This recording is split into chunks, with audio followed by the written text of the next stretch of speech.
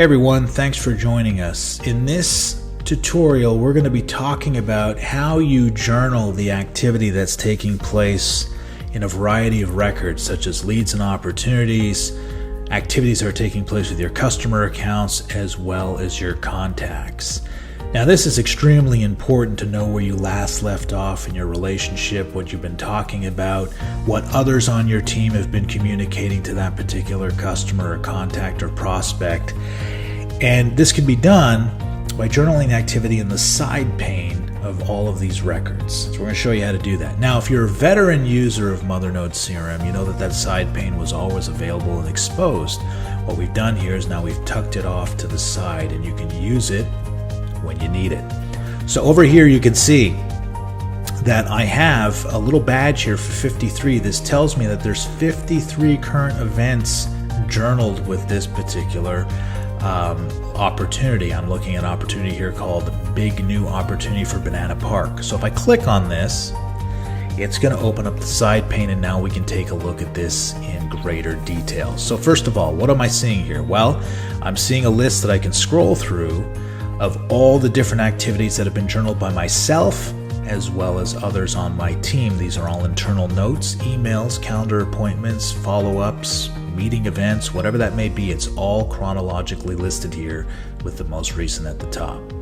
So since I have 53, I might be looking for something. I can browse through this very easily, and you can see here that I have an arrow at the top and I also have an arrow at the bottom, and this is a nice way just to rest my mouse over that arrow, that bar, and just easily, comfortably pan through this, and it helps me get a relaxed view at a list of things that are scrolling by that I can sort of comfortably look for some recent activities that I might be interested in following up with. So I can do that, but if I have a lot, I can also search. So if I'd like, I can type in the word test, and I'm going to search for all the events that have the word test in them. When I click on the little magnifying glass, it now brings back 4 results that have the word test anywhere in here. So you can see I have Mothernode test at the top, I have testing here, test down below, and so on and so forth. So it's a great way to just hone in on the information I'm looking for, no matter who was a contributor to that. So you can see in here Jack Jackson was also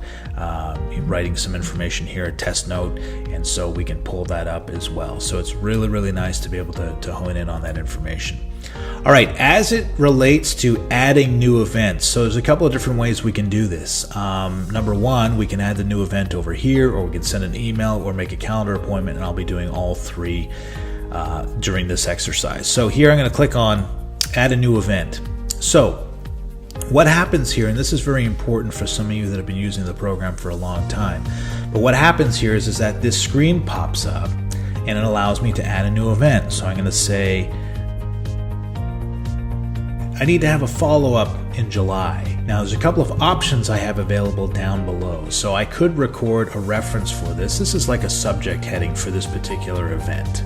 I also can classify this event by making it a call, like this is a follow-up, it's a meeting. I can append to this list if I want, or I can change this list entirely. If I'm an admin, I can get into the back end and go ahead and make updates to this so it meets the needs of my business, and we're calling things what we call them internally.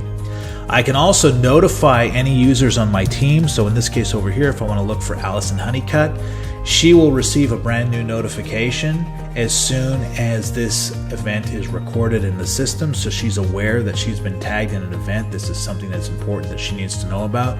And I can also attach this to one of my contacts with this particular opportunity. So we can see Banana Park, I have Emily Waters, and by doing this and clicking save, then what will happen is that the event that I'm about to make here, this one that says need to have follow-up in July, will also be available in Emily's contact record too, not just this opportunity. All right, now I'm going to click save, but before I do, there's something I want to show you. This is a new memory setting that's been applied in Mothernode CRM. So memory settings help Mothernode remember the way you like to work the most. And in this particular case, the assumption is that I have these fields exposed. And if that's how you want to continue to work, when you click save, there's my event. The next time I make an event, it will remember that I want to see these fields. Now, If I close this and I click New Event, and then I click Save, we'll see the new event posted here, and the next time I make an event, it remembers that I didn't want to see these before, okay? So this is going to be an assumption based on what you want to see and what you don't want to see, and these memory features are available in a variety of different places throughout the application, trying to give you a more personalized approach to the way you like to work in the program, all right? So I'm going to close this here. Here's one more important new setting that you're going to want to know about. Depending on your style of sales management, you may want to be capturing the number of phone calls, number of emails, number of events of certain categories that reps are making on a daily, weekly basis, etc.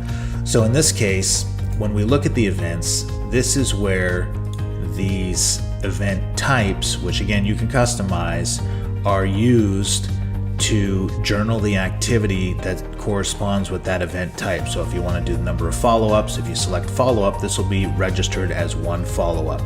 If this were a phone call, then this would be registered as one phone call. So if that's important to you, you're going to want to go over here, and if you have admin privileges, you can click on the little gear, and you can say that event type, as well as even reference type, both or just one of the two, is going to be required. So if you click Save, Close, and now you make an event type, this will be a required field, and so will this. If this isn't important to you and you just want to journal those activities, go back over here and make sure that you undo those as an admin. This is a system-wide setting. It's not per user, it's per the process, so it's all or nothing. All right, so the next thing we're gonna look at is quick follow-up and calendar events. They're pretty much the same thing, with the exception that a quick follow-up just asks you, when do you want to follow up?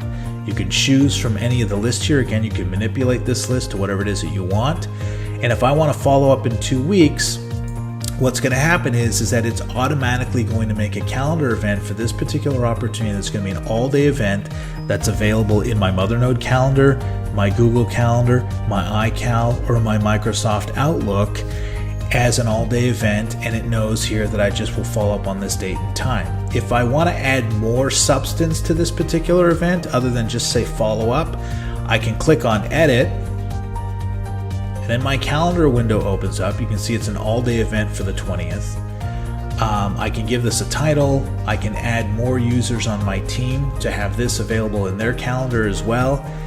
And I can give it a description, a location, is this a conference call, is it a meeting, etc. And then down below, I can invite external users and they will receive the ICS file that they can join in this calendar invite as well, okay? If I don't want to do that, I can just click delete, get rid of this entirely, and I'm good to go.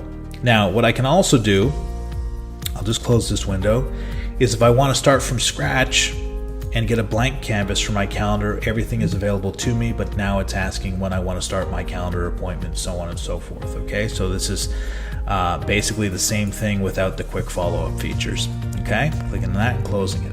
And speaking of calendars, if you want to see a list of upcoming events because you're trying to schedule a follow-up or an appointment, you can click on the calendar icon up here. It'll show you the current day of the month plus the current month. The list view for the week will be down below, and the list month view is also available.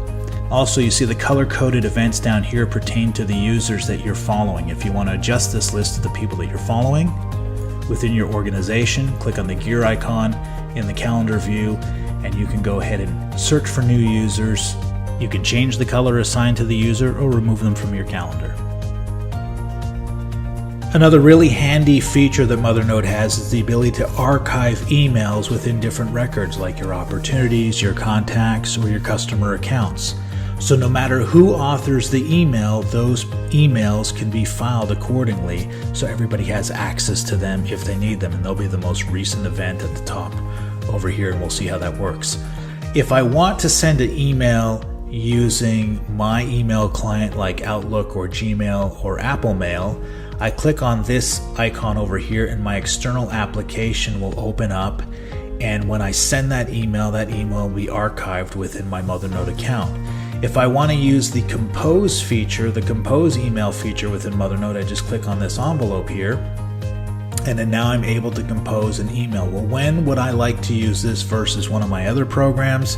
Well, in this case here, I like the convenience of basically having templates that I've authored, or that other people in my group have authored, that we're using as standard. So in this case here, I have an intro one. I'm going to click on Insert, and then over here you can see that it's automatically put in an intro subject for me. It's put in the content down below, and if I had any attachments that went along with this, let's just say that I had a standard PowerPoint presentation or brochure or PDF that I was sending out to people, that would be available here too. One of the other features I really like about this too is that sometimes I might not be finished and working in some other areas. I want to make some other notes. For the time being, what I can do is I can just minimize this, and then as I travel back and forth between different screens, it will remain at the bottom and I can open it anytime I would like, okay?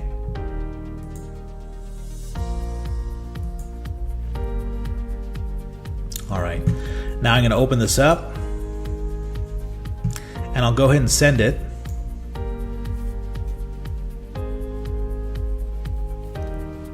And now you can see the most recent email that I just sent is the very first activity that we have in our activity feed, okay, in our event feed over here for this particular opportunity.